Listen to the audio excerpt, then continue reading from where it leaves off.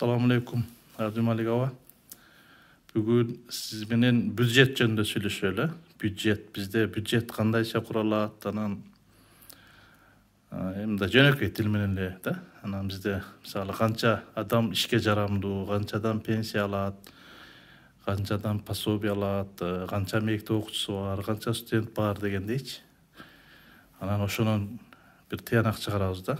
Анан мен сырт карызы жөнүндө дайым окуп жүрөм. Сырттан алган карызыбыз 5 миллиардка чамалады азыр. Ошонун жарымынан көбү бюджетти колдоого кетиптир да. Мындайча айтканда айлык, пособие, пенсия кылып жеп алыппыз да. Анан эл айтат, ой чоңдор жеп койду деп. Чоңдор жебей эле жалпы баарыбыз жедик дейм да менчи. Ушул маселе боюнча бир талкуулайлы. Эми мамлекеттин бюджети дегенде ошо бюджет эмне деген суроого жооп бериш керек да. Мамлекеттин бюджети бул деген ушул коомдун, ушул мамлекеттин, Кыргызстан деген республиканын учурга жараша ошо коомдун муктаждыгын чечүү үчүн топтолгон акчалай каражат да, акчалай фонд да.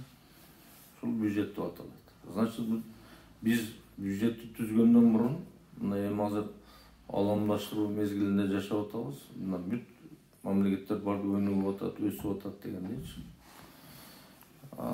Мындай мезгилде, значит, биз ошо арттан калбаш үчүн ошо коом эмнеге муктаж? Коом биринчи, менин оюмча да, мен өзүм оюм, биринчи, значит, биз билим берүү системаны камсыз кылышыбыз керек. Экинчи, саламаттык сактообуз. Үчүнчү, маданият. Анан эми калган нерселер да. То есть бул жерде баягы приоритет дейбизби, башка дейбизби, эми мына аламдаштыруу мезгилинде бул эң көңүл буруп баягы биз багытыбыз, жумушубуз, жыйынтыгы бул адам болушубуз керек. Адам. Биз адамга шарт түзүшүбүз керек да. Азыр эми баягы дүйнөдө мындай сөз болуп калды, баягы неососаемый капитал деп коет. Адамды ошо менен баалап калды. Неососаемый капитал канча депчи. Бул ушул жанагы ар бир адамга өндүрүлгөн продукцияны айтат. Ошо баа мененчи. Ошо баа менен алганда, мына мисалы үчүн Сингапур дейбиз да. Бир адамга ошол жерде өндүрүлгөн продукциянын саны 100 миллиардтан ашык да. Мына Европаны айтсак, Бир адамга? Бир адамга. Европаны алсак $50 000 жогору да. Эми Кыргызстанды алсак $1,5 миң эмесинде да. ВВП на душу населения? На душу населения. Эми ошо биздин баабыз ошондой да. Ошо колу путубуз бар жолу бирдей адамбыз да. Бир жылдык ВВП на душу населения бир жылдагысы? Бир жылдагы, бир адамга бир жылдагысы да. Ошондо Сингапурдагы же Европадагы адам 50-60 миң болуп турса, экөөбүздүн баабыз $1,5 миң да. Ошондон өзүңдү баалап алып бер да. Анан эми мен ички дүң продукция эмне үчүн айтып атам, ушу ички дүң продукциядан бул эми жалпы мамлекеттин ичинде өндүрүлгөн продукция баягы бири-бирине көрсөтүлгөн кызматтын баягы суммасы да. Анан ошону эме кылып алганда ошодон анан бюджет түзүлөт, мамлекет бюджет. Жанагы бюджет эмне дегенде ошо коомдун учурдагы талабын чечүү үчүн топтолгон акчалай фонд деп атпайбызбы? Значит, ошого жараша бюджет түзүлөт да. Эми бул кээ бир мамлекеттерде ошол ички дүң продукциянын 50%-ине жетет бюджеттин көлөмүчү. Кээ бирлерде 30%, кээ бирлерде 35%, ар бир мамлекеттин өзүнүн баягы ички эмесине карайт да. Эми биздин мамлекеттин бюджети значит $1,5 миң болсо бир адамга, а бюджетибиз бир $300 жетпейт да. Мына азыр эми бюджет бекитип атпайбы? Бул бюджет деген бул эч нерсени камсыздабаган деген сөз да. Эч нерсени камсыздаган жок. Биз бюджетти мындай эрежеси менен, мыйзамы менен мындай түзгөн жокпуз да. Бизде 30 жылдан бери эле ошол оору келатат, азыр деле эч нерсе өзгөргөн жок да. Анан эми бул кандай эме кылса болот да. Мына мисалы үчүн бизде эмгек кодекси деген бар. мыйзам. Ал да мыйзам да ошо. Мыйзам кабыл алынган, бул көп эле жыл болуп калды ошо. Суверен мамлекет болгондо кабыл алынган мыйзамдардын бири да. Эмгек кодексинде 156 берени бар да. Ошол беренеде жазган. Инфляция бул жанагы нарксыздануу. Нарксыздануу канча болсо, мамлекет милдеттүү түрдө индексация кылыш керек доходун. Эми бюджеттен алган доходду алганда бул балдардын пособиясы, пенсия, анан бюджетте иштеген мугалим, ошо айлыктар да, бюджеттен алган айлык акылар. Эми мен ушундай эсептеп эме кылсам, мен мындай минималдуу эсеп менен алайын. Бизде ошол 91-жылы, 93-жылы суверен мамлекет болгондон бери да, ошол убактагы зарплатаны, эмгек акыны. Эми бизде инфляция укмуш эле жүрүп атат да. 10%, 20% дегенде жылдар боюнча алгандачы. Ушул 30 жыл, 32 жылдан берки инфляция кылганда ошол убактагы зарплатаны. Бизде бүгүн ошо детский пособиялар 40 000 сомдон төмөн болбойт эле да. Пособия 55-60 мен минимальный алып атам. Муну так эсептеп чыкса да болот. Зарплата, айлык акы бул средний да, 120-130 миңден төмөн болбош керек эле. Бүгүн бизде ошол барбы? Жок да. Жок. Значит, биздин мамлекеттин бюджет системасы коррупция дейбиз, башка дейбизби, өзүнүн деңгээлинде иштеген жок. Эми жана суроого келсек, мисалы бизде канча адам ишке жарамдуу, канча адам пенсионер, канча адам мектеп окуучу, бюджетке каяктан каржылар түшөт, негизги булактар? Негизги булактар бул жана ички дум продукция деген ушу мамлекеттин ичинде өндүрүлгөн товардын стоимосу да. Анан кызмат көрсөтүүнү. Бирөө такси болуп атат, бирөө башка кызмат болуп атат. Ошо кызматтардын объему ушу эме да. Бизде бул бардык жерде айтылып келет, эме болуп келет. Бизде теневой экономиканын мындай эмеси күчтүү да, долясы аябай. Мен айтат элем, азыр эми ар кыл цифралар жүрөт, где-то 80%ке бар го теневой экономиканын деңгээли. Бул теневой экономика деген это экономикада бар, бирок отчетто жок да. Значит, адан эч кандай налогда башка да отчисление болбойт да. Баягы коррупция дегенибиз ошол да, бүт уурулук башка жагы ошол жакта да. Значит, биз биринчи жолу теневойдон чыгышыбыз керек.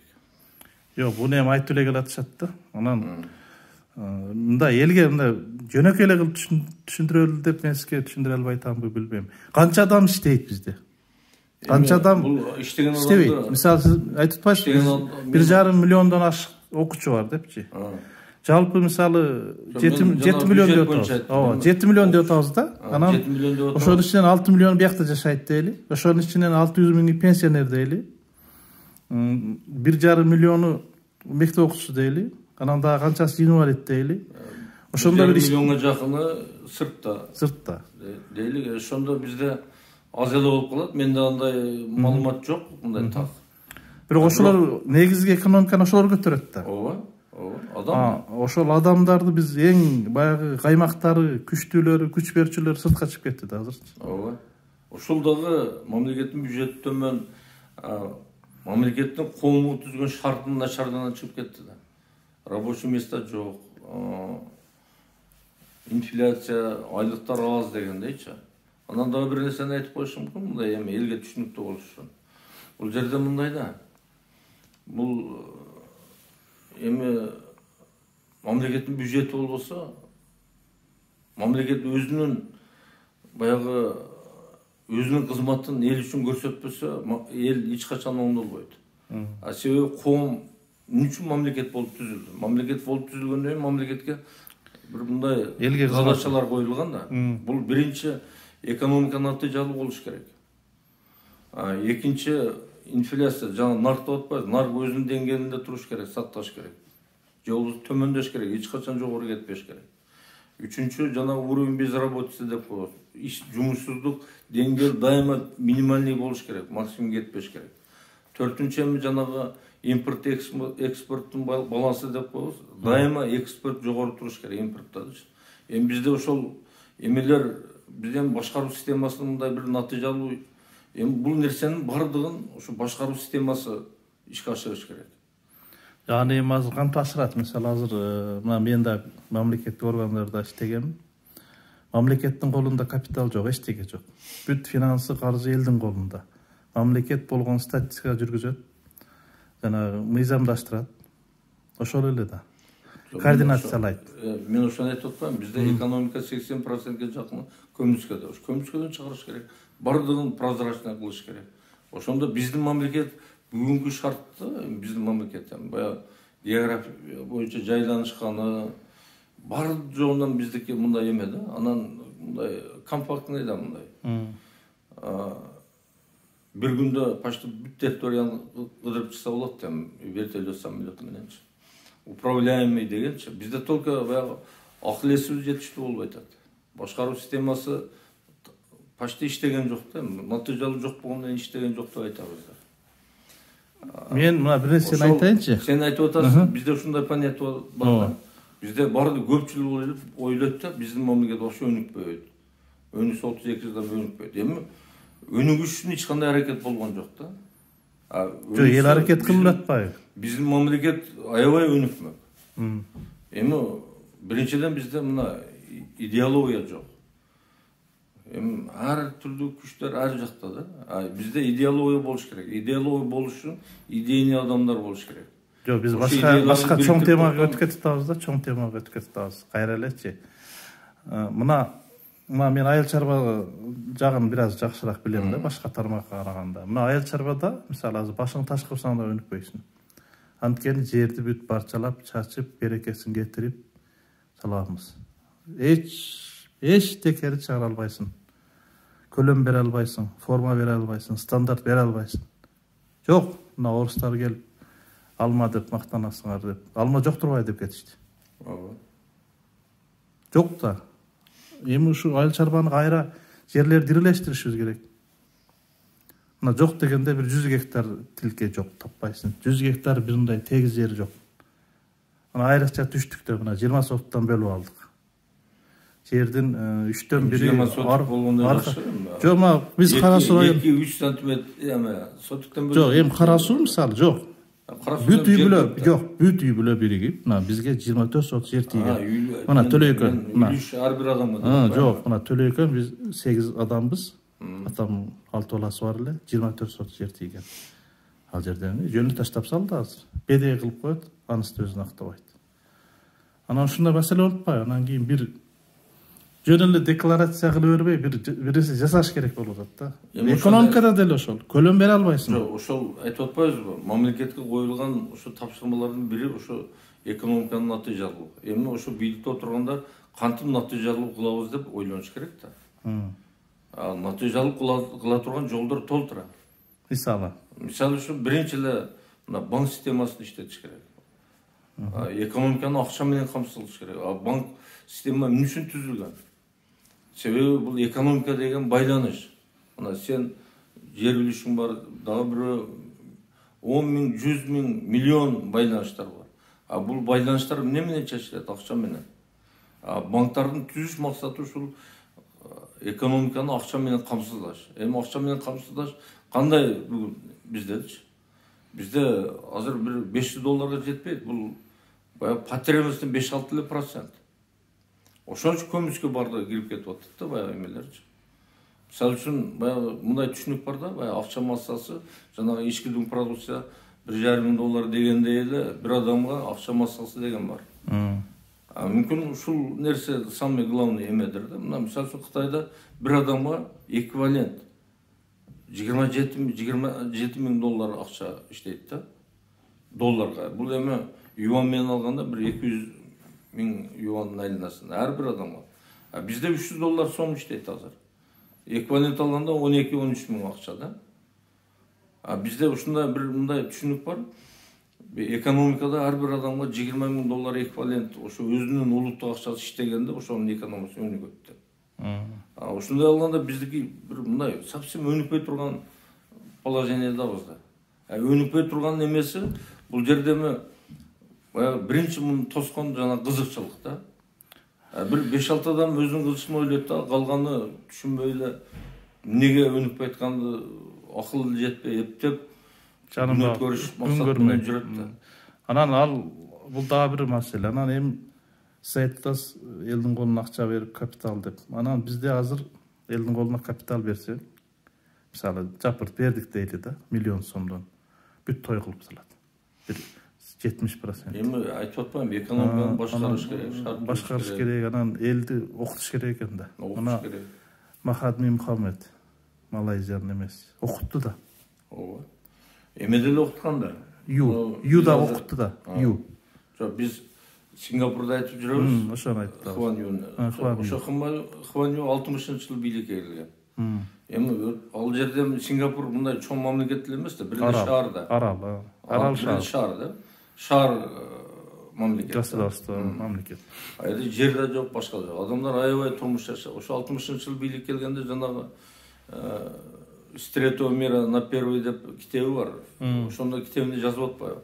Мен бийликке келип, благоустроенный бир 7-8 үй салып, адамдарды киргизип, анан кантип жашап атат экен деп барсам, адамдар дейт, баягы кухнясына тоок киргизип алган, чочкосун киргизип алган, башка депчи. Анан ошондо жазылган ошондо. Мен эмне кылышты билбей кетип калдым дейт, бир ай дейт, башка мамлекет. Англияга бардым, баягы бардым, ошол кантип эмне кылам деп баягы суроого жооп издеп дейт. Анан ошо айтып атпайбы? Бир гана билим бериш керек экен дейт. Анан азыр Сингапур билимден мурун Япония биринчи болгон болсо дүйнөдө, азыр Сингапур биринчи да. Билим боюнча любой жагынан. Вот бизде наоборот билим жок болуп атпайбы? Мына бизде вот как раз бюджеттин мындай таасиринде финансирование.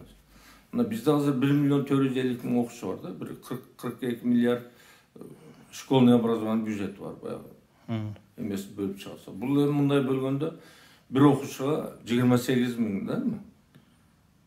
Bir окуучуга bir жылда биз 28 миң финансировать этип атабыз. Биз бюджетти кустуруп атабыз, өстүрүп атабыз деген учурдагы да 28-30 миң деп кое берет. Эми ошол 30 миң бүгүнкү күнгө соответствие этеби этпейби да. Мына мисалы үчүн ушул учурда bir 2 миңден ашык частный мектеп бар. Мен билгенден. 2 миң болуп кеттиби? 2 миңден ашык деп жүрүп. Жок. Частный мектеп. Жок, мамлекеттик мектеп 2 миң. Жок, частный да ошодон ашып кетти. Частный эми bir класс ашып койсом эле bir мектеп да. Анан ошол мен билгенден американский сертификат анда мында мен мектептер бар да, баягы коррупционерлердин балдары окуйт да андачы. Ооба. Кымбат аябай. Алар 22 миң, 24 миң доллар дейт. Эми санап көр сому канча. Эми самый эме жанагы сапат эле айтат, себат. Азыр 2800 доллар. Болбосо мындай алганда bir 260-270 миң да. Эми 260 миң финансирование болгон мектеп ошо кандай образование берет? Анан 28-30 миң финансирование. Анан еще плюс тигилер кантип балдарга тигилер тандап да калып атпайбы? Тандап алган жакшы окуган окуучуга 10 эсе көп каражат салып атпайбы? Каражат башка. Эми тыйын болбосо 1000 реформаң это бекер алчы.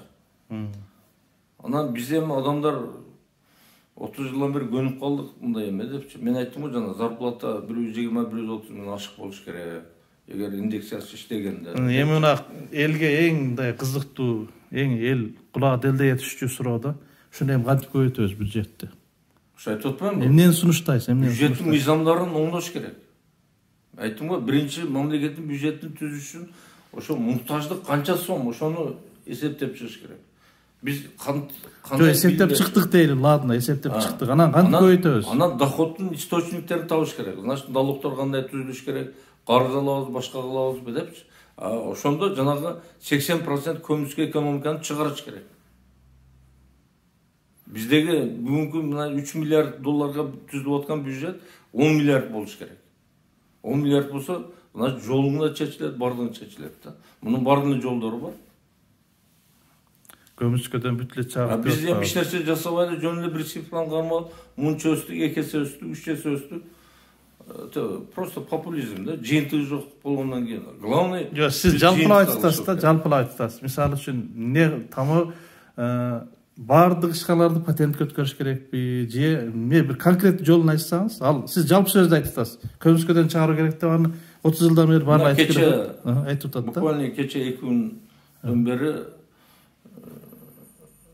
мына эмеде Facebook'ta эмеде чыгып атат жанагы. Манипуляция деп жана темир эмени жазыптыр. Мен ошого мындай кызыгып эме кылып калдым. Ал киши айтып атат, баягы булар популисттик кылып эле мурун 38 миллиард эле азыр 70 миллиардка чыгардык, 80 миллиардка чыгардык деп жана таможня төлөмдөрдү. Бирок андай эмес, булар статистиканы айтпайт деп атат. Мисалы үчүн 20-жылы эмне деп атат, 7,4 миллиард болсо импорт Кытайдан. Азыр 15 миллиардтан ашты депчи. Ошондо кандай деп. Мен ошону көрүп мындай таң калып атам да, действительно 70 миллиард эмес, эгер ошол 74 туура болгон болсо статистика. Таможня пошлина деген эмне бул эми? Бул ошол сырттан келген товардын эндеси, эгер акциз болсо акцизди налогу, башка налогдор эми бул, анан пошлиналар да. Бул эми где-то 20%, 20% болуш керек келген. 74 болсо, мисалы үчүн, ошонун эгер 25 болгон болсо 4төн 1 да. 3,7 1,7 миллиард экен да. 1,7 миллиардтын эми азыр 90 алганда 90 60 где-то 150-160 миллиард сом. 160 миллиард сом болсо анан 80 миллиард түшүрүп атабыз деп айтса, бул это жарым эмес да. Эгер жана 15 миллиардтан болсо бул где-то 360-370 миллиард болот. 90 миллиардка чыгарабыз деп мактанса, бул популизм болуп атпайбы? Калганы каякта? Мына акча каяка кетип атат. Адамдар жөн эле миллиард болуп атпайбы? Миллиард деп эле атпайбы? Анысын өлтүрүп кетти, 1 миллиард кетти, мунуку 1 миллиард деп эле жөн эле хозяин болуп жүрүшпөйбү? Мына ошону тене кой, ошону көмүскөдө дейт. Ошолор чыгарсын, ошону образование берсин.